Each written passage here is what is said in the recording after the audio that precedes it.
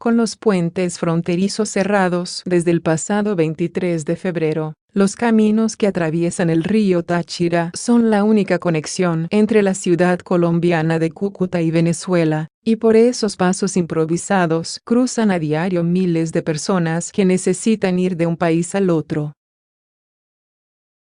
Con los puentes fronterizos cerrados desde el pasado 23 de febrero, las trochas que atraviesan el río Táchira son la única conexión entre la ciudad colombiana de Cúcuta y Venezuela, y por esos pasos improvisados cruzan a diario miles de personas que necesitan ir de un país al otro. Hasta hace menos de 2 semanas, el puente internacional Simón Bolívar, el principal entre ambos países, era un hervidero de gente que llegaba a Cúcuta desde la venezolana San Antonio del Táchira con el fin de abastecerse de productos de primera necesidad, trabajar, recibir tratamiento médico o estudiar, pero esa posibilidad está de momento bloqueada.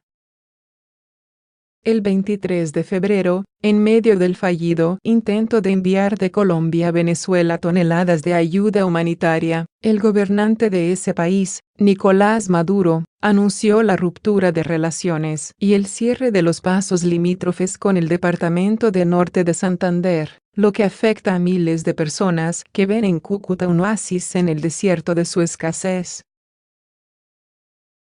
Es por eso que la desesperación lleva a muchos a aventurarse a través de la maleza que rodea las trochas, pasos ilegales que normalmente utilizan los grupos criminales dedicados al contrabando y el narcotráfico, para traspasar el bajo caudal del río Táchira, que divide a ambas naciones, y tratar de seguir con su vida normal mientras se reabre la frontera.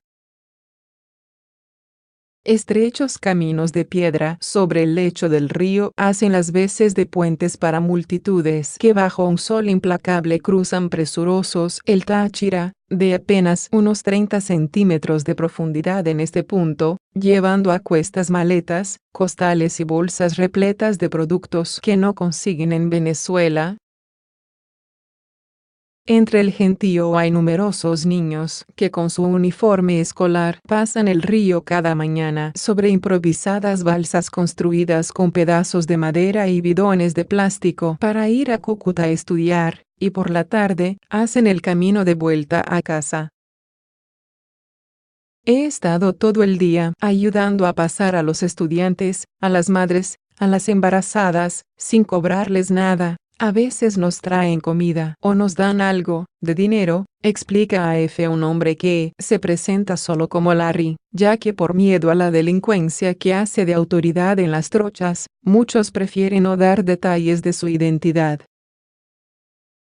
Oriundo del estado venezolano de Miranda, Norte, Larry rechaza las restricciones que la Guardia Nacional Bolivariana, GNB, le pone a sus compatriotas para venir a Colombia. Los guardias en el puente no dejan que la gente pase, pero alguna vez se va a presentar que un familiar de uno de ellos tenga que pasar, y también lo vamos a ayudar, asegura. Luis López, quien llegó a Cúcuta desde Carache, en el estado de Trujillo, Oeste, es una de esas personas que no pudo esperar a que la GNB le permitiera el paso, ya que necesita comprar un medicamento para un familiar que sufre de cáncer. Tratamos de pasar por el puente, pero no se puede. Entonces tocó pasar por la trocha para buscar la medicina para mi suegra. Planeamos comprarla y devolvernos, explicó a F este hombre de 54 años. Así como algunos vienen a Colombia y regresan a Venezuela con víveres a cuestas, otros llegan cargados de decepción, como es el caso de Geraldine Morales, una venezolana que vivía en la ciudad colombiana de Medellín, donde se ganaba la vida como manicurista y se vio obligada a regresar a su país porque no tiene quien le cuide a su hijo pequeño. El simple hecho de pensar en regresar le cambia a uno la mentalidad que tenía. Pasar todas estas calamidades, tener que cruzar así, ni siquiera se puede cruzar por el puente, es totalmente triste y deprimente, dijo Morales a F. Como todos los que transitan por estas trochas, esta mujer de 31 años espera que la situación mejore y que los guardias permitan el paso a sus compatriotas. No muy lejos de allí, y sobre el mismo río Táchira, se levanta el puente Francisco de Paula Santander, que une a Cúcuta con Ureña, Venezuela, y también es testigo del drama de quienes se arriesgan por el inhóspito terreno de las trochas. En la orilla colombiana, por uno de los tantos senderos que se abren entre la maleza, un grupo de voluntarios venezolanos decidió ayudar a quienes necesitan cruzar, ya que hay incluso personas que caminan con muletas o están en silla de ruedas.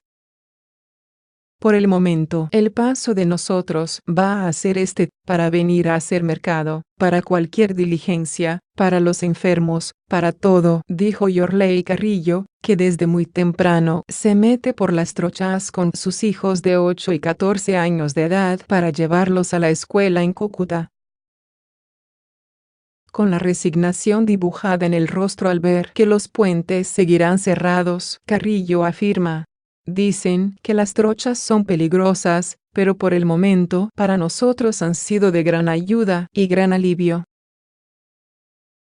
A sus 33 años, y con la respiración agitada después de cruzar el río por enésima vez, la mujer añade que no siente miedo y concluye que las trochas son, como dicen, el paso amigo de todos.